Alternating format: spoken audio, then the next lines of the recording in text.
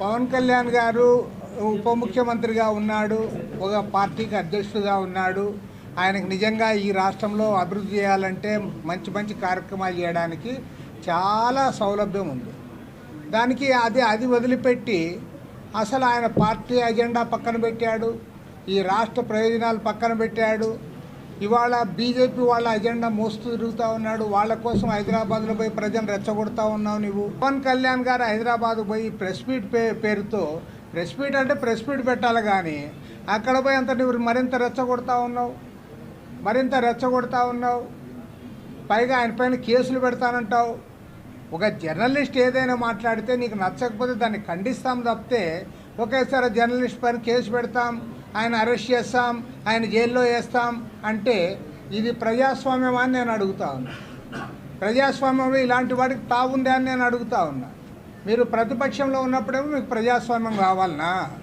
మీకు అధికారంలో ఉంటే మాత్రం ప్రజాస్వామ్యం అక్కర్లేదా? పైగా ఆయన అన్నదేంటి, అమిత్ షా ఇట్లా అన్నాడని అన్నాడు. ఓకే, అమిత్ షా అన్న దాంట్లో కూడా తప్పేముంది అని నేను అడుగుతా ఉన్నా. ఇవాళ రాష్ట్రంలో చంద్రబాబు నాయుడు, జగన్మోహన్ రెడ్డి, పవన్ కళ్యాణ్ ముగ్గురు కూడా మీరు నరేంద్ర మోడీకి ఊడిగం చేస్తూ ఉన్నారు. అయిన దానికి కాని దానికి పార్లమెంట్లో మీరు మద్దతు ఇస్తూ ఉన్నారు.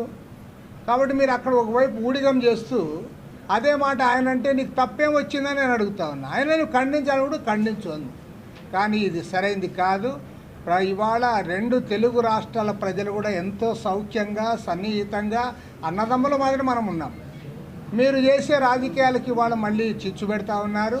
ఇది జనసేన రాజకీయం కాదు, పవన్ కళ్యాణ్ సొంత రాజకీయం కాదు. భారతీయ జనతా పార్టీకి ఊడిగం చేయడానికే ఇవాళ హైదరాబాద్ పోయి ప్రెస్ మీట్ పెట్టావు. నువ్వు రేపు వాళ్ళతో కలిసి అక్కడ ఎన్నికల్లో పాల్గొనాలనే ఉద్దేశంతోనే నువ్వు ఇవన్నీ చేస్తూ ఉన్నావు. కాబట్టి ఈ వ్యవహార శైలి మానుకో. నువ్వు ఇక్కడ మంచిగా చంద్రబాబు నాయుడు గారు మంచి పోర్ట్ఫోలియోస్ ఇచ్చాడు. పంచాయతీరాజు, ఆర్డబ్ల్యూఎస్, పర్యావరణం బ్రహ్మాండంగా ఉన్నాయి, అన్నీ చేయండి, బాగా మంచి పేరు తెచ్చుకో. ఇది వదిలిపెట్టిపోయి ప్రజల మధ్య చిచ్చు పెట్టేదాన్ని తీవ్రంగా తప్పుపడతా ఉన్నాం, ఖండిస్తూ ఉన్నాం.